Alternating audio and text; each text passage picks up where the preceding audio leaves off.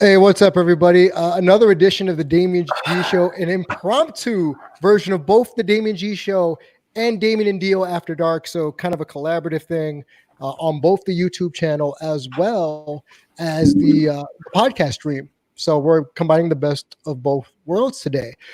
The funny thing about this episode is that it not only is it impromptu, but it is a continuation of, I want to say, Monday's episode, where we started to address briefly at the end red pill culture, and then we went into it in another episode after that. And then earlier today, bringing on my business partner, Sarah Wardle, who gave her own 2 cents about red pill culture and male-female dynamics and dating dynamics, right, which has now facilitated to part 3 of talking about this, because this is a very intriguing topic. And I will say that over the last 2 months, I have dove into this, still to your credit, DEO, still maintaining my objectivity as much as humanly possible, because I have realized that there are some triggers coming up for me watching some of this stuff. And I can objectively say, yes, there is some backlogged growing up issues that correlate to things that in red pill culture. And for those who don't know what red pill culture is, please go back and check out our previous 2 episodes regarding red pill culture. But I will be the first to admit on air, before you even say anything, brother, I do understand it is coming from a place of, wait a minute, this seems eerily familiar. Right. So with that being said, with me letting the audience know, red pill culture briefly is just, hey, it's like it's a rip off the Matrix. Red pill, blue pill. Red pill is the truth about dating dynamics between men and women, which DEO has shot down on the last episode. So if you want to go back and check that out, please do. So this is kind of like tying a bow on the situation. So knowing that I've admitted to you, yes, there are some of this that comes from a place of, wait a minute, and just my yearning to understand more. Right. Before we came on the air, you said people feelings are about to get hurt. Oh yeah, because it's please. So like there are harsh truths that come along with some of this stuff too, right? And so like red pill culture and a lot of other things, like similar kinds of, like, I'll call it a scheme more than anything else, where they will. It is something that's very enticing to people that have traumas, right? Because it gives them an out to not actually have to deal with those traumas. And that's like one of the biggest key things there is like, okay, well, I didn't do anything wrong here. Like, it wasn't, I can place that blame on somebody else. Like, it wasn't me. It's like Principal Skinner. And it's like, am I out of touch? No, it's the children. It's the children. It's the children. It's like, no, like a lot of this, people are going to gravitate towards that because or not all people, but people that have traumas it's going to become very enticing to reach out and grasp for that, because it's going to give you very quick and very easy answers. Yes. And in life, there is no easy answer. There isn't. Even in math, 1 and 1, it's still not an easy. It's really not like an easy thing, because it took people a long time to figure out 1 and 1 make 2. Right? So it is like, with the whole thing of avoiding pain, and with this, it's like, okay, there's so much like relationships and people. Like, you can just take the relationship part out of the just human interaction. Or just people, period, are very complex beings. Like, super, super complex beings.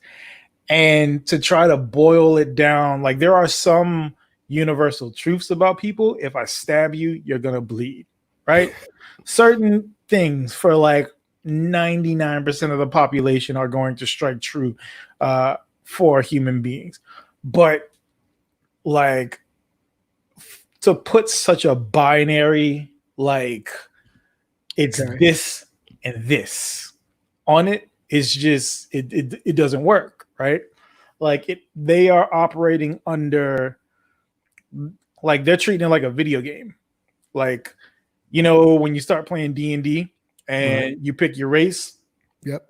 then you pick your class, and then you build your story from there, right? So just like if you were playing a video game and the same thing. So they're going by the assumption that, okay, so all orcs have this plus 10 strength and all elves have this plus 10. So if they do this class, then they'll have this multiplied by, and it doesn't work that way. It just does not work that way. Yes, sir. And we know about the 16 rules. Yeah, we'll get into that shortly. Rules. And it's like it doesn't work. And like I said, it doesn't work outside of Western society. And so much of this stuff is like, just like how we were talking, how they like the whole thing. We were like, oh, well, Disney's taught you this and this, that, and the other. And how I was like, yeah, but all other media has also instructed us as well as to how we're supposed to act. Yes. And has made these tropes and said there is something wrong with this kind of person, right? Because now, like, take sex workers, for instance, right? Oldest profession in the goddamn world. Right. Right. We're just now getting to the point in the year 2020. We're just now getting to the point where a little bit more mainstream people are being like, you know what? They're really not that bad. This shouldn't be vilified. This is, but that's the thing. We were taught this. This is what it's supposed to be. It's supposed to be this evil thing, right? Is it? No. Just like with to you and to me, it's not evil, but to someone it is. Yeah, but that's the thing. All social programming, all of that's, you don't think people. So in the story, you have the good and you have the evil, right? Does the evil person know that they're evil? No, they think they're right. Right. So both sides are evil, right? Just like take Great Britain, for instance, right? Great Britain was like, they were the hero in all of their conquests and stuff like that. Right. But to the people that they conquered, were they the heroes? No, of course not. No, they were the evil ones. Take Belgium. Like Belgium, when they went and killed 20 million people in Africa, do you think that King Louis think he was the bad person? No. He was the good guy, yeah. He was a good guy in his head. He's helping his country, right? Right. So it's too complex to be like, oh yeah, it's just this or it's this or that. We're all the same. All the rules are going to occupy by all of us. And like some of the types of people that have been vilified over the years is like specifically like, especially in the past. So since I live in Atlanta, we were the sugar baby capital of the world for a while, right? What's wrong with that? Objectively or personally? Both. That's the thing. The fact that you have to separate the two means that you know one of them. Well, because we're human, we're flawed. We have these beliefs, these core competencies that have been built up over time that, like you said, have been programmed into us for whatever reason to make ourselves seem like the hero of every story. And anything that doesn't jive with that is inherently wrong. So, okay. No, you're absolutely right. Is sugar baby wrong? There is no law that prohibits being a sugar baby and a sugar daddy. Right. So by law of the land, it ain't wrong. And it's like, are they hurting anybody? Their wallets. But if a person, that's the thing, is that hurt? If two people enter into a relationship, because that is a relationship, whether it be business, sexual, or romantic, right? Personal relationship. It's a personal relationship. So if one person is actively willing to give up funds from themselves, is that hurting them? Because they might actually be receiving pleasure out of that. Well, because it's a service. They're getting something from a service. It might not be a service though. Like just because money is being like exchanged, that doesn't actually mean it is a service. So it could be a gift. It could be a gift. That act can actually be like, to them, that might be a sexual thing, right? Mm-hmm. Them giving money away could actually be something that arouses them. So is that still a transaction? If it's actually an act, to them it's a sexual act. Is it still a transaction then? We're getting something for giving something, so it would still be considered a transaction. Even if you take money out of it, right? Okay. It could be shoes. It could be a mink coat. It could be a car. You're still giving something. But that's the thing. You are getting something, like, you're getting pleasure out of it. For you, It's not for the person. So like, especially within like the BDSM culture and things like that, how you have men that like actively want to be dominated, actively want to give women money, right? Mm-hmm. Is that a transaction for them? Yes, because you're paying for it. You're giving some sort of energetic exchange, money, time for it. No, because if you change it, like that's the thing. Like I said, if you take money out of the equation, if it's not money that you're giving, so even if it's just sex, how about just time? Then you want you time of an exchange of time. Like right now, you and I are exchanging time by doing this podcast. But so is it a monetary transaction? This is that's my whole thing. It's not a monetary transaction. It's not a, hey, I'm paying you for this exact. For them, that's not a monetary transaction. For them, it's not a I'm going to Walmart. It's like getting a haircut. Scan. Right. It's not that. To them, this is actually part of what they need to be aroused. So for me, that's not a monetary transaction. That is, like, for them, that's just part of their sexuality. Okay. You know? Mm-hmm. So that, and like, so you have, whether it be sugar babies or dominatrixes or anything like that, it's just because it's so outside of what we've been taught to be our social norms. Yes. That's why it's like, it's this big, oh no, these people are bad. So it's like, but at the core, they're not doing anything wrong. They're not hurting anyone. These are two consenting adults. Yes. Keyword there, consenting adults. Two consenting adults that have agreed upon whatever, their relationship's going to be, boundaries, right? Mm-hmm. That are engaging in said act. Yes. And both are getting enjoyment out of it in some way, shape, or form. Right? So some men want to take care of women. So even take out of it sugar babies, we'll just say housewives, Yeah. Some men actively want to do that. They like that, how it makes them feel to provide for their family, to provide for their significant other. So it's like when you put on the, like, that label over, is like, oh, well, this kind of person's bad, this kind of person's bad. It was like, how, if no one's being hurt, like, I could understand if you have somebody, like, all too often people look at like the worst aspects of things, just like I said the other week, where it's like, yeah, you'll take the one person from the group and just like vilify the entire group for him. So scammers exist everywhere, right? Yes. And within these communities, scammers exist. Yeah. So a lot of times people look at being a sugar baby as being a scammer, and that's not the same thing. See, I wouldn't equate being a sugar baby as being a scammer. I know you're not. I'm just saying that's one of the prevalent, like, stereotypes that people are like, oh yeah, they're scamming men out of money, right? And it's like, if the man's willingly giving away the money, how is it a scam, right? Exactly. Like a scam, it would be one thing if they were operating under the pretenses, they told them, okay, this is what we're going to do. I'm going to give you this. I'm going to give you that. But they just string them along and then they just disappear. That's a scam, right? That's a scammer. But if you guys are actively there's a relationship back and forth, and it's, over a span of time, or it might just be that one time, it's not a scam, right?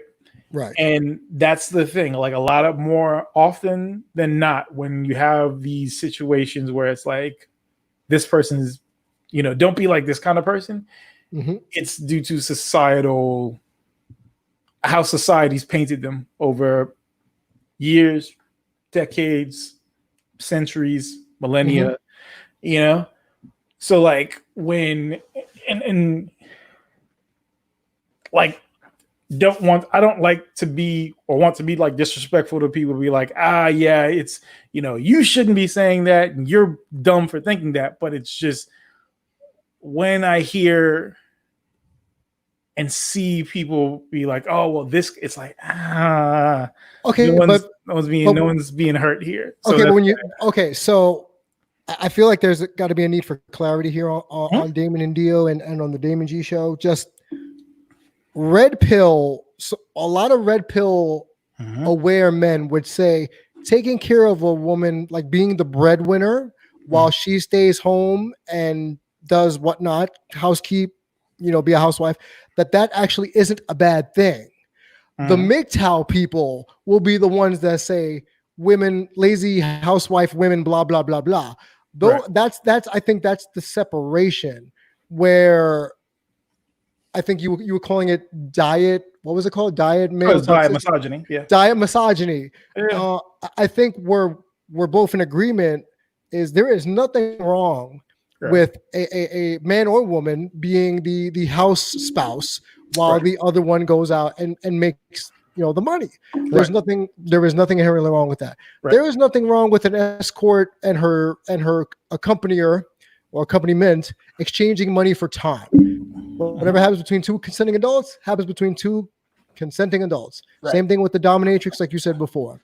Same thing like a stripper. You are paying money for a stripper to take her clothes off. She is not. I keep miss strippers right now because that's usually my post-birthday or my birthday. and again, I've often said that is the biggest waste of money is throwing money at a stripper because you're paying money to a woman to take her clothes off, but you are not having sex with her. So that might be a waste of money.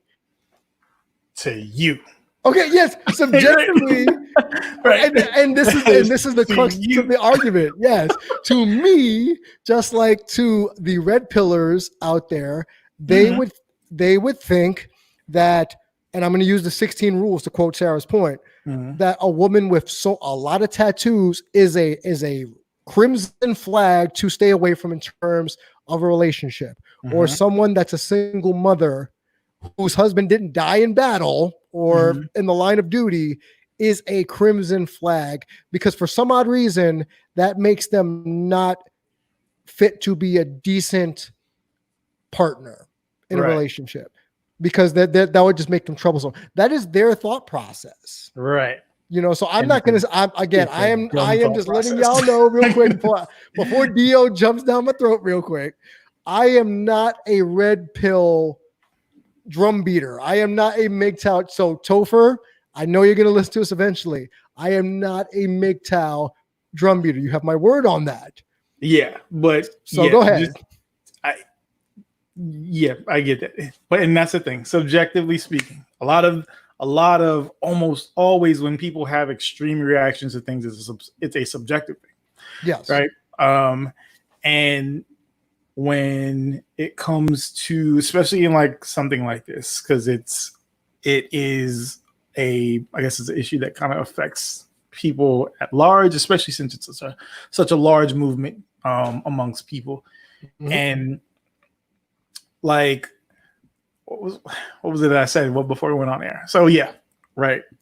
So with the whole red pill thing, right? So you'll have like this handful of like good things that they have, and you sift through. Right, you sift through them. So here's the thing: there is no sifting through these kinds of things more often than not, especially if you continuously ingest it, whether you actively believe it or not. It's still permeating your psyche, right? Right, you're downloading it. You're still downloading it in some way, shape, or form. And if you know anything about hard drives, there's still a ghost of it there. Even after you delete the shit. Even after you delete the file, yeah. So you take this, right? Take the red pill stuff, and you say, "Oh, it's not that bad. I know." It's okay. Since we're talking about pills here, let's talk about medication. Yes, you want to talk about medication. Let's Go talk ahead. about medication. So if you take medication, or rather, let's even before you take the medication, when you see the commercial on TV, yes, that last 10 seconds of the commercial, what side do they effects all may include? Side effects may include explosive diarrhea. Your spleen, genital herpes, your spleen might sprout legs and walk out of your body, or death, right? Yes, you can't. If once you've taken the pill, you can't, decide what side effects you're going to get. Can you? In that literal sense, no. It's up to your tolerance. Yes, you're right. Yeah, even at your tolerance, that don't matter. You see, just what are you trying to say, DEO? Just how chemicals work. You can't sift through it, right? That'd be like saying, "Oh yeah, I'm gonna drink Kool-Aid and my body's just gonna sift out the sugar." It don't work that way. It's not work that way. You have to ingest all of it. Your body still's got to process all this stuff, and it's gonna still hang on to certain shit. And like that is one of the things about I don't like, for me, I don't like watching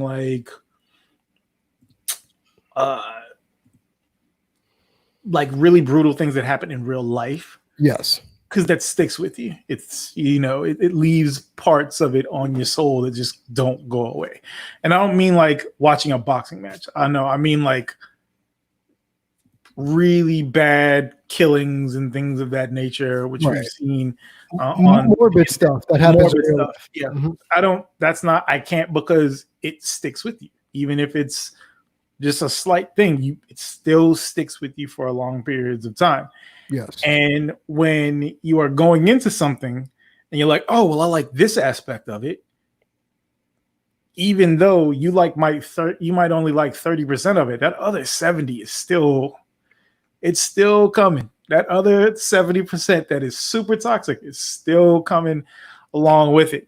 And just because you actively are like, I'm not going to take that part in, it's like still coming through. And that is why, for me, and other people that I've known, because I've seen people go down the rabbit holes, not so much of red pill culture, but I've seen people go down the fanaticism. Yes, we've talked about fanaticism in all shapes. But no, I don't mean like fanaticism like sports or teams. No, I mean like cults. Yeah, religious extremists and things of that nature. I've seen people go down that. Seen people buy into some of the more ridiculous conspiracy theories to the point that they are sending me information at 3:00 in the morning about stuff, and I'm like, yeah, we're gonna have to have a talk. We're gonna have to have a talk about this once I wake up. But yeah, that's the thing for me, because it's like you can't, trying to say this properly. So if you have, for me, when I see folks go back to when they cling on to something that has only a little bit of positive and a lot of negative, and they always say, I like it because of the positive, it's like, no, there's too much of the negative for you to only like the positive. You're starting to like some of that negative. And a lot of and especially when it goes over long periods of time, there's the key. Over long periods of time, if you start to see some of those negative aspects of whatever it is start to show up in their everyday routine, and it starts to become part of their core, because they've ingested this part, and it's like, oh, well, this part's just this part. Well, just this part can become this part, and then become this part, then become this part, then become this part, and you don't realize that it happens because it happens over a period of time. Not saying that that's you or anybody, but it's one of those. It's very much it's not even so much that it's a slippery slope. It is a very slow trickle. The avalanche isn't a massive wave. It's just trickles that come down, and eventually over the months, years, or whatever, not even snowballs. Before you know it, you have a whole fucking mound down here that's just been the snow that's just come down the mountain slowly.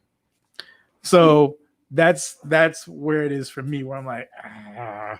So you obviously heard today's episode with Sarah and myself earlier. We recorded Monday. Mm. And then, this follow-up happens because you made a comment on Twitter about rolling your eyes at red pill culture. Oh, because it's trash. Okay, so let me ask you, aside from conversing with me about it, right? And this is not a Jehovah's Witness trying to reel you in. Oh no, like I grew up 7-day Adventist. I'm one. Okay, so you understand away from being Jehovah's Witness. Yeah. So my question to you is, I know MGTOW is not something you abide by, and I don't abide by either. I don't want to. Incels, no. Yeah, I don't. There is no blocking. When you have a society, you can't block off one chunk of people because that's not how society works, and that's not how human nature works. So I guess my question to you is aside from the conversation we've had this week, uh-huh. have you had the chance to look at any of the more eloquent red pill culture people and not like the banging my chest because I'm a gorilla? Yeah. It's still the same message. Like, that's the thing. Like, okay, I'm glad you said that. If you put lipstick on a pig, it's still a fucking pig. It's still a pig. It's still a pig, right? So it doesn't matter if you have a standard domesticated pig, a wild boar, a babirusa in Africa, a peccary, or any of the massive amounts of pig species that pig knowledge is a lot bigger than I would have. Oh, dude, I love like cryptozoology. No, that's just regular zoology. But like all of those things, right? These are all pigs. Yes. Different kinds of pigs. Doesn't matter. You can put lipstick on one of them. It's still going to be a pig. Still a pig, right? Yeah. And that's one of those things that we see all too often with so many of these movements where you'll put the most eloquent person first because that brings down people's shields. It's like, they're so well spoken. That must mean they're intelligent. No, some of the dumbest people that I've ever met in my life have been some of the most eloquent people that I've ever met.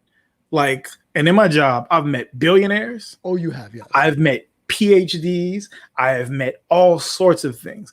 Those two things do not mean that they are not stupid.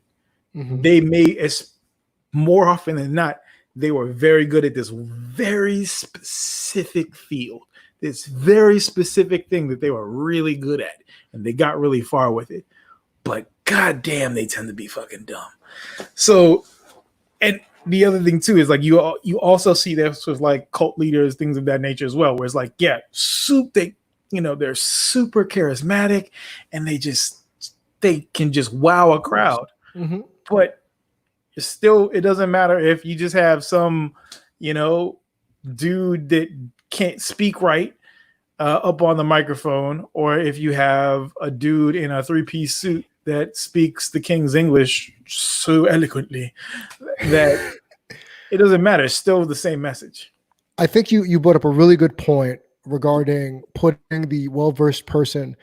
It goes back to what I said the other day about it's a really good marketing tool because it manipulates human psychology. Mm-hmm. And if you're selling a course, you want to rally the troops, or to quote Magneto, you rally the pawns around you, and thusly they get behind your cause for your evidence of the cult leader. Mm-hmm. They rally people around the cause by being really good with words and really articulate and charismatic. Mm-hmm. Essentially someone like The Rock. If The Rock came out as Red Pill, I honestly think the sales would go through the roof. But Absolutely. the reason I'm bringing this up is cult of personality. I was just going to say, it comes to the cult of personality, where as much as you said, no matter what we download and ingest, some parts going to be on us. You have to know when, like an addict, when enough's enough. And for me personally, just there is a lot of hate and vitriol attributed to these kind of dating practices or humanistic practices. And that ain't where I'm at. I ain't there. I don't hate anyone. I don't despise anybody.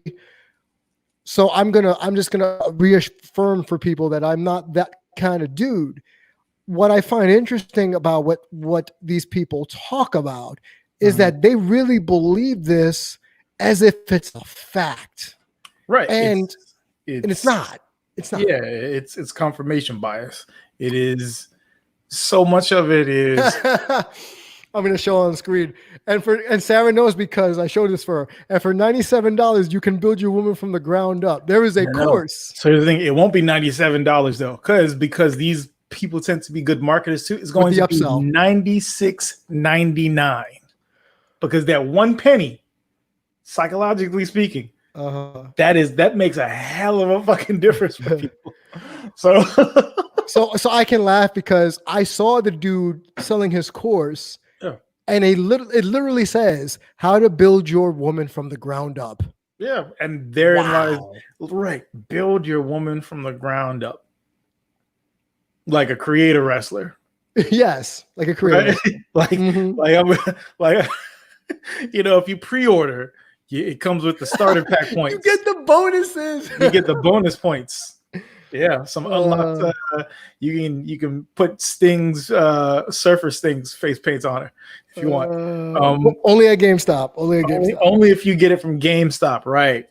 But if you want a more sophisticated version of the woman, you have to pre-order at Target. Or Target. I bang with Target too. Target's my fucking place. Love that. That's place. My shirt is, yeah. So yeah, it's fine. And for real quick, like the Goodfellas brand over at Target is high key. If you're how'd you know it was Goodfellas brand? Because I have a shirt like that too. Wow. Yeah, if you go there as a guy, you can get basics for really cheap. Yep, they're really good. Yeah, the quality is fantastic, and they will last a long time. But anyhow, back to red pill culture and stuff. So yeah, like the whole building from the ground up, it takes away like I said the other day, it takes away the other person's autonomy, takes away their independence and their agency. You don't want the person, you want the shell, essentially, is what you want. You just want it's like Stepford Wives. Yeah, you want a husk. You don't want anything, it's like when you go look at a house, you don't look at the house for what it is, you look at the house for as a fixer-upper, what it could be. No. That's one of the worst things for both men and women, or just whatever dynamic you have in the relationship. If you go into the situation and you're looking at a future version of the person, you don't actually want the person, because that future version, it's almost never going to be come true. And then also, if it does come true, while they're being better, they might realize, I don't like this situation, it's not what I need, and then they dip out, which is another one of those tropes that you see happen in relationship, and people are like, oh man, what was it that they said, like you see it a lot with women where like they build the guy up and then he leaves and then he goes and gets married, builds him up for years, and then he leaves and goes get married to somebody else. Right. So yeah, it's complicated shit. It's complicated. I feel like you're holding back a little bit. What are you leaving out of the equation here? What am I leaving out of the equation? I don't know. I'm trying to think, like, what have I not said already? So the blue pill, conversely, the blue pill is basically living the life of, well, if I'm a gentleman, my wife or my girlfriend, if I'm a constant gentleman, reaffirming her, blah, blah, blah, that it's all going to work out. She's not going to leave me. If I placate, happy wife, happy life, that she's not going to leave, and I'm going to live happily ever after, like we talked about, the fantasy and the fallacy. Right. That's the blue pill life, where we were inundated at a young age. And in my culture, I could say this. In my culture, it was, you make the woman happy, your life is great. Or you get a woman that knows how to cook, clean, and do the chores, and then you will never have to want in that realm for the rest of your life. That was what was put to me, my brothers, everybody growing up in that household. So that's blue pill thought process. Right. That's what they say it is. I look at it as, I can be self descriptive and here for the audience. Like, look, I grew up in a household where it was very confusing. My mom wore the pants, bossed my dad around. My dad placated to her just so he wouldn't make her mad, and just to not see her temper. And then we were taught, hey, be the dominant one, and you'll get everything without picking up a finger. Because my mom has not worked since 1998. And she physically could have worked, but because my dad was the money tree, she said, no, you're going to take care of me because you're the man. Meanwhile, the emasculation that we kind of watched the whole time was a very confusing message. So as we got older, and I can't speak for my brothers, I can only speak for myself, I have realized I like partners who are a give and take. We high five 50-50.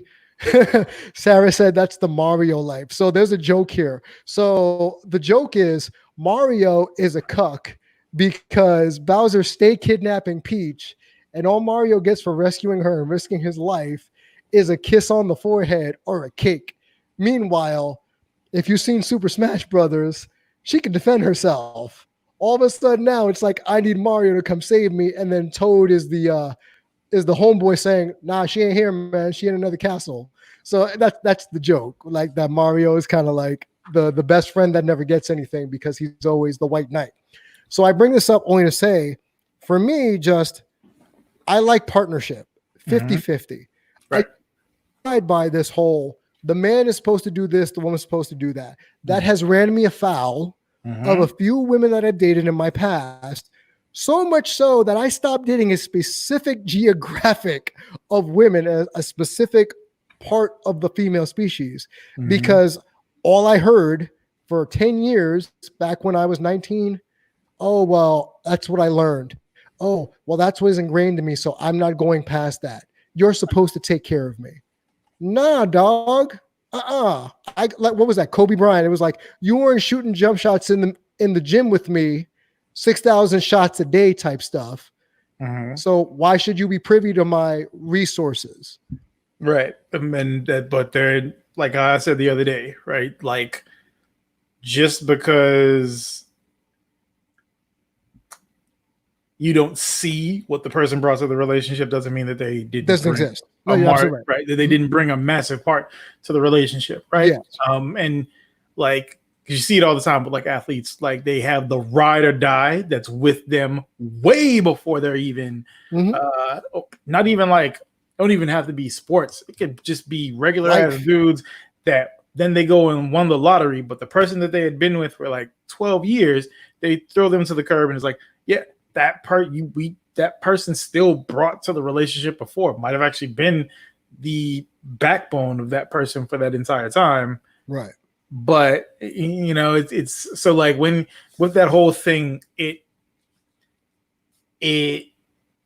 boils down what you bring to relationship only to a monetary form, right? Like or what resources you bring to it, and these are physical resources that you bring to it, not what you bring to it emotionally, spiritually, you know, right. Whatever leads that you bring to the thing. So when you have like the whole thing is like, oh yeah, you weren't there, you know, shooting, you know, weren't out there shooting jump shots with me. It's like, you don't know what that person was doing in the background. Like, you don't know, that might be the shoulder that person needs to cry on when they go home.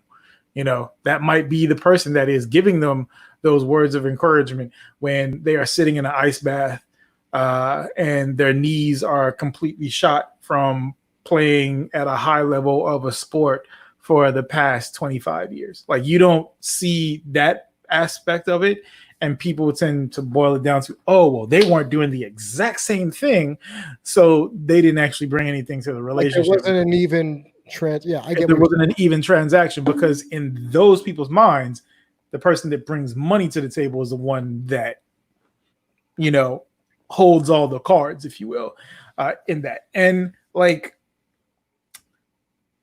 all too often, and I know for myself, like seeing toxic relationships, like my mom and my dad, terrible relationship, Never, like, they should not have been together at all.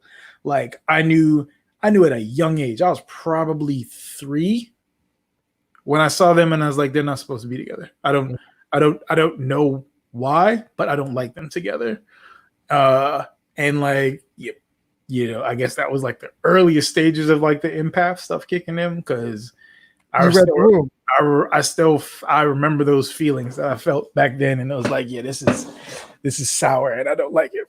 So, but yeah, like it's social programming, because the person that brings only these certain things are valued at the table, or at the proverbial table, when it comes to like talking about society. Excuse me. But all these other things that are in the room that this person brings along, those aren't valuable, even though they aren't valuable to them, but they're just as valuable to the person that was actually out there shooting on the court. Well, that's what the red pill people would tell you too. They would tell you that you hit a really good point the other day about wanting the days of yesteryear. A foregone, I forget the actual word, but something along bygone era. Bygone era.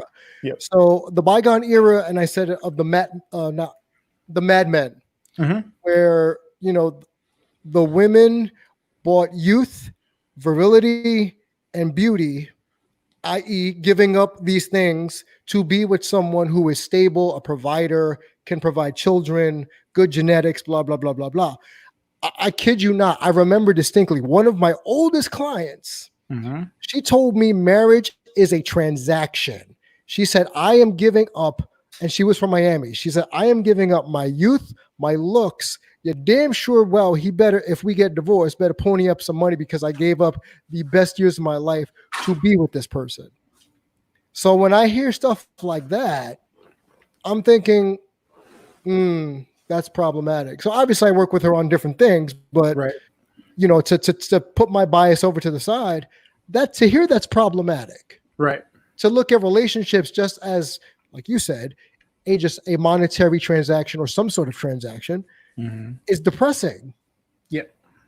And for the thing, trying to make sure I say things properly. But like, when it comes to, oh, well, this person needs to have this, and I'm giving up this, I'm giving up that, I'm giving up this, I'm giving up that.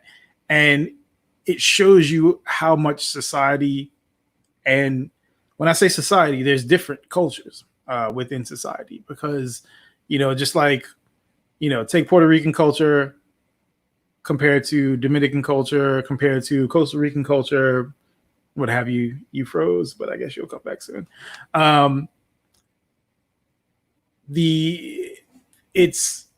You're going to, how you feel about the issue is going to be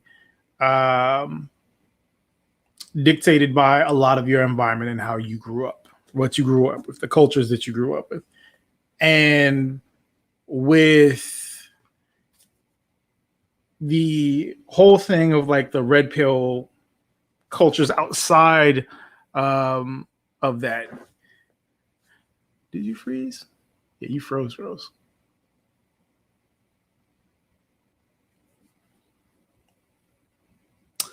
Well, Damian disappeared. I'm here.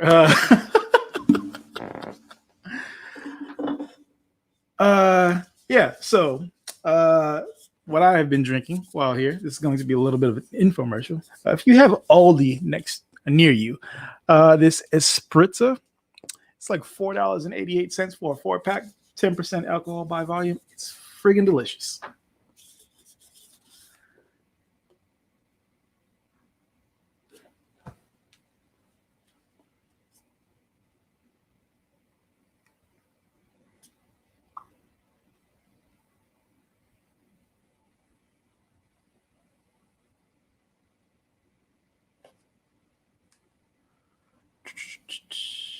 I'm going to shut the camera off until Damian gets back.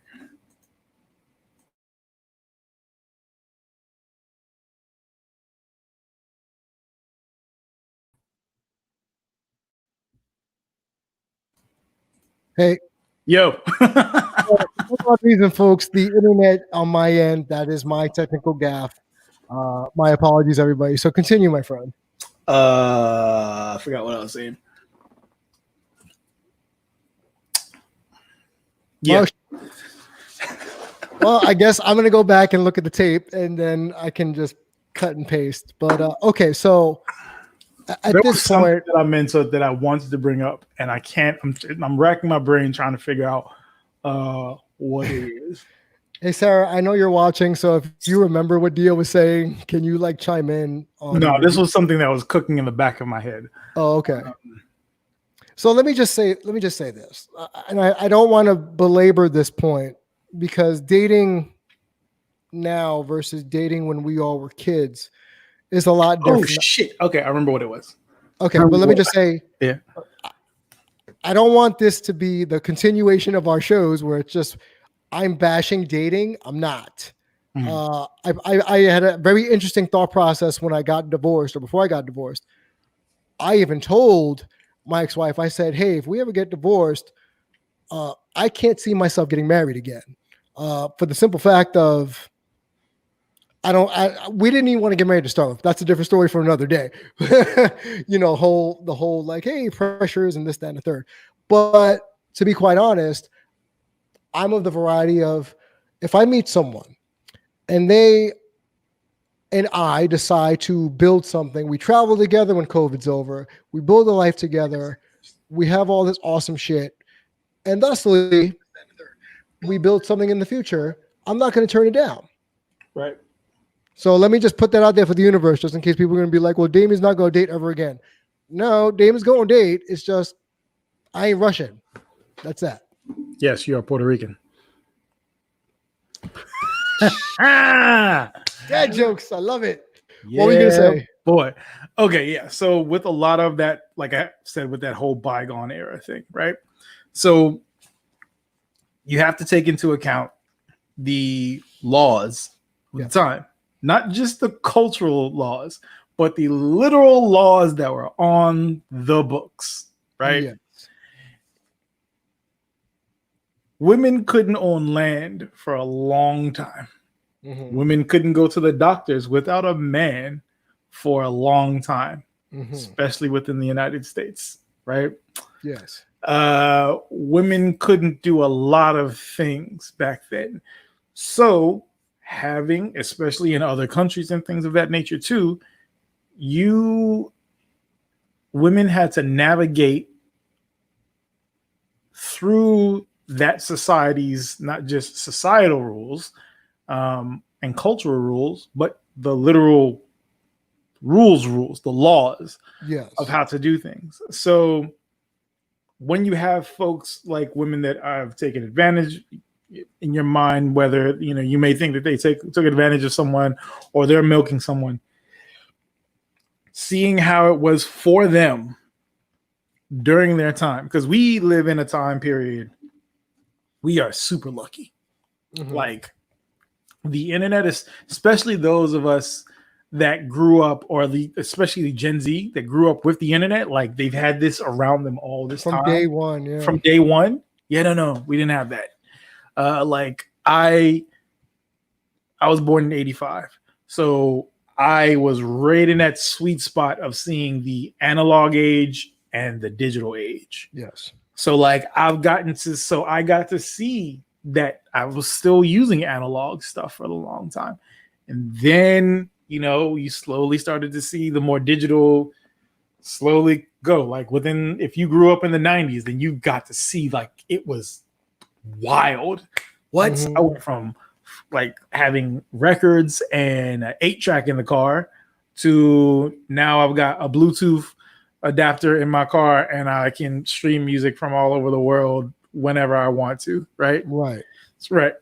So take into account what the time period was like for them, because that might have been a survival tactic for them. Right. Right. And like that is what I don't, especially with like the red pill stuff, when they're like, oh yeah, well, women should be, this is why women are valuable if they are this thing, right? And it's like, yeah, but if you want this, you know, what you believe is the perfect woman, it's like, well, that can't happen if you have, that can't happen because that doesn't exist anymore. That, that environment doesn't exist anymore. That cultural anxiety, it doesn't exist anymore.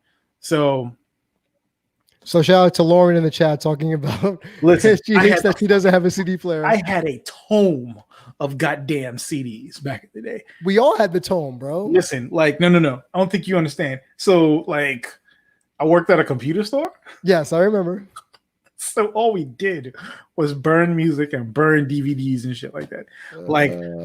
So right now I have I used to have about 15 to 20 spindles of DVDs or CDs. Spindles! 100-pack spindles of CDs and DVDs that I had burned stuff on. Mm-hmm. And like, I remember back when we used to watch our anime, we would download it and put it onto CDs and DVDs. Yep. So like, for those of you that watch Naruto, like that's how I would get my stuff. So like my best friend would download the stuff because he had DSL internet before I got DSL internet. So he would burn all the stuff and then I would go and watch all that good stuff. And then I got DSL and I was like, what? I'm downloading the whole internet to give it all to me. But yeah, like it's all too often these movements don't take into account that the parameters in which those things from the past existed no longer exist anymore. Correct. It's just like if you took a dinosaur from the Cretaceous era, you put it now, it's gonna die immediately because back then there was a higher volume of oxygen in the atmosphere, and that's what those gigantic bodies needed, and that's why their bodies were so goddamn huge. Now, what? That thing would take 2 puffs and it would just be on the ground wheezing. It'd be game over for it because, like I said, the parameters are not the same anymore. So in wishing for a lot of this stuff that they, had back then, it's not possible. It's a fool's errand because you're aiming for a treasure that was looted millions of years ago, essentially, because things have been. You mean like the gold rush? Yeah, like the gold rush. Like you can go to California now and find a gold vein somewhere in a cave, but for the most part, them shits are gone. People went there in droves, drove out the natives and stole all the goddamn gold that there was. So like it's no longer, it's not there anymore, right? There's what they are looking for doesn't exist outside of a museum. Maybe. And maybe they've found those people that they want to create from the ground up and thusly have their. Always going to find the 1 or 2 people that are going to do that. The thing for them is it's confirmation bias because they found the thing that they were looking for. And now all of a sudden they're like, it works. It's just like this. So I used to, like in my early 20s, like it took me a long time to get to the point of, I don't want to say like enlightenment or anything like that, but it took me a long time to gather information and life experiences to round out who I am as a person now, right? And my understanding of the world and things like that. It took a long time. It took me being a dickhead for a long time, trying to figure things out, seeing that not only did I not like myself as a person, but like looking back at it and being like, damn, I was really it was shitty. And what I did in my time I'm learning from it now. And, but hindsight's 2020. And I know, damn, I hurt people. Of course. In the sense of doing that. And during the process of getting to this point, I definitely sent dick pics when I shouldn't have sent dick pics. Definitely did, went through my phase of being like, oh, girls like assholes, so I'm gonna be an asshole. I'm gonna be an asshole, right? Right. Mm-hmm. Like I went through all of those phases of doing those things, and I learned from them, but it took a long time, and all too often people don't take that time to even look back at what they did and to realize, oh, they don't take into account that they did damage to other people. Their own shit. Right. Their own shit, right. And in doing with this whole thing of like, oh yeah, well, I remember back like the earliest thing was, well, if it worked on one woman, it's going to work on all women. And that was because it's especially like if you use that tactic umpteen times and it didn't work. The first time it worked, man, listen, I remember the first time, like this is back in the days of MySpace. Oh, wow. Not just MySpace, but this was the days of My Planet, Mi Gente. Oh yeah, I was on both. Like college boards. Look, bro, I lost my virginity because of Mi Gente. So like, oh, hey, there's that. She wasn't even Latino either. That's the funniest part about it. Even though those social sites weren't dating sites, we used them as such. Oh no, they were absolutely dating sites. Fuck the bullshit, bro. They were they were absolutely dating sites. But no, like with that stuff back then, it's like, or back when Facebook, when you actually had to have a college email address to sign up for Facebook. Yes. And not just a college ID or a college email address, but your school actually had to be in the Facebook system for you to even get into Facebook. So we'll go back to then, right? And I remember just would sit there and poke, send pokes to all the cute chicks. Send pokes to all the cute chicks, right? Or if I was, because this was before messages. I don't think there was a messaging system for a while on Facebook. But I remember on MySpace, all I would do was just would send sup to like 25, 30 chicks a day at some points. Just like, if I saw a profile, they're cute. And you send 30, you get nothing back. You send 30 again, you get nothing back. And then finally it works. And you get that one, you're like, oh, it works. Prospecting. It fucking worked. This is how it works all the time. And then now that you've got that confirmation, you do this shit all the time, over and over and over and over and over again. Eventually you might hit again. But it's like playing the lottery. Like gambling. Yeah, it's like playing the lottery, Yeah, it worked that one time, and you might have struck it rich, or you might have it was like matter of fact, the dude that I used to work with, he would go and spend $20 every day. So $20 Monday through Friday. He would spend $20 on lottery tickets every single day. Right? Mm-hmm. And he would win, I would say probably every 6 to 9 months or so, he'd hit the lottery. He'd win something. He'd win like 4K, 5K, 6K. But the thing is, he was like, oh, well, how long have you been doing this? He's like, oh, I've been doing this for like the last 20 years. And he'll be like, oh, yeah, I'll probably win once or twice a year. And I'm like, wait. So you have just spent, we'll say, you just spent, so $20 a day, 5 days a week. Yep. So $100 weeks in a year. 52 weeks in a year. So that's 500 or 5,020 or 200 a year. My God, invest that he was spending on the shit, right? Invest it. So he'll win 3K here, and then he might not win anything for a couple. Like this year, he might not win anything. The next year, he might not win anything. Excuse me, sorry. Wine spritzer. So just on 20, let's just say 20 years. If he's putting in 5,200 times 20 years, that's $104,000. $104,000 that he's put on the shit that he spent, and he's probably broken even, or more than likely lost a little bit. He's in the red, right? Yeah. So it's like, it's not worth it. It's like, yeah, sure, you spammed it and it might have worked sometimes, but you're still at a loss, And like that's the thing that you see, and like that's why you see so many dudes that will resort to the same shit over and over again. That's why dudes sending dick pics is so prevalent, because it might not even worked for them. It might have worked for a friend, and a friend might have claimed that it worked for them, and they said, "Oh yeah, I sent her a pic of my dick. Next thing you know, she was over here."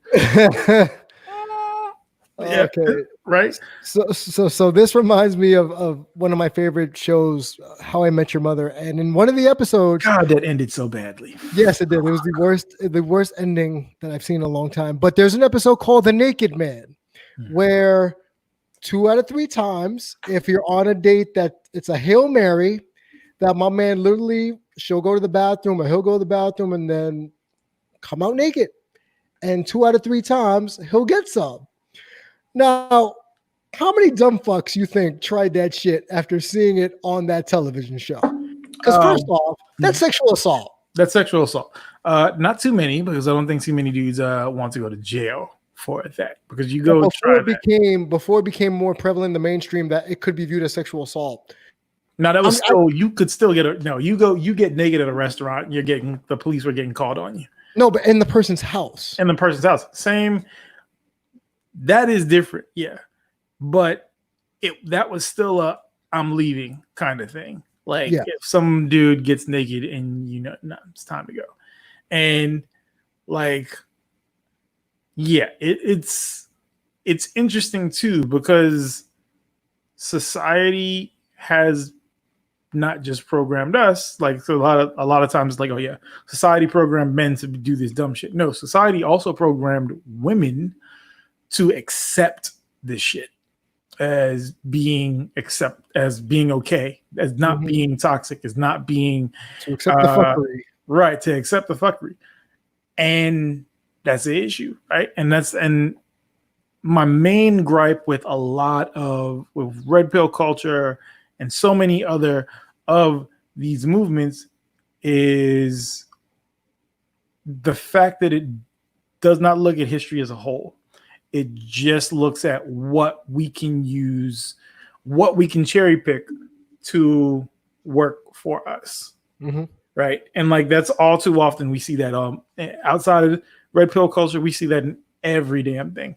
They ignore it. They only look at just the shit that works for their cause and don't take into effect, oh yeah, it was all these other things. Right. It's like when you I mean, we can look at take something like the Tuskegee experiment or modern gynecology, right? Where'd that stuff come from? That all came from abusing slaves and or people that were the descendants of slaves, right? Like gynecology as we know it now, like the father of gynecology literally experimented on slaves with no anesthesia, cutting them open, going in and doing and exploring the human body essentially, right? So they don't take into effect, like a lot of times people don't take into account that happened. That's part of we got valuable information from this thing, but at what cost? And all too often that cost gets swept under the rug, and it might not be something this heinous, but that's still the thing though. Like they cherry pick just the niceties of the stuff. They don't actually take into account all the other stuff, all of the negative stuff that comes along with these things, because they don't care. It doesn't benefit them. It doesn't benefit them, and it basically ruins everything that they're saying. Fair. Right? And that's the thing, is like I'm not going to come to the show and be like, hey, I'm selling this product. It's amazing for all these things, but it also comes with this one thing that's going to completely make it explode. Like it's, it's one of those things. It's like, it's having a glaring flaw in the design of something and not telling anybody about it, hoping that no one ever actually pays attention. Right. So I guess in summation, before we wrap up, it's more, okay, the premise of Red Pill is flawed because it doesn't take history into consideration, number one. Or number just human nature as a period. Well, Doesn't even have to be here. Yeah. They do say it's about human nature, but it's more skewed. But it's a cherry pick. Right. Yeah. It's a cherry picked version of human nature. Right. Yeah. And then the second part of that is that confirmation bias, like you said, you keep swinging for the fence, like in baseball, 3 out of 10 times you'll get on base. That makes you a Hall of Famer. Right. And another thing that with the medication that we talked about, they always say results not typical. Right. Especially your when mileage may vary. May vary. So, homeboy over there might be like 5 for 20, and then the other dude over there might be batting 10 for 20. That don't mean you're going to get more than 2 out of 20. Yeah. Or 1 or 0 or anything. Like you might go in there and just strike out every goddamn time. Just because we are human beings and human beings are all different. That is the one constant of the human experience, is that everything is different. The one constant. You may have everything changes. You may have some similarities here and there, with your family members. You have traits that they have, but everything is constantly changing and everyone's different. So it's just not like having this rule book of like, anytime you see like the pickup artists. Yes. Oh, pickup. The pickup artists. Oh, I remember that show on VH1. Yeah. And then like the dude, because mystery when that used to happen, and it's like, yeah, you have this dude that is essentially walking around with a gigantic hat with like chandelier pieces coming off of it, and Macho Man Randy Savage arm tassels and shit like that with neon colors, in velvet pants, and it's like, he's like, oh, I can go into any bar and pick up any woman. It's like, nah. Especially like when you look at the bars that he was going to, when you were looking at the kind of women that they were going after, they were targeting certain kinds of people.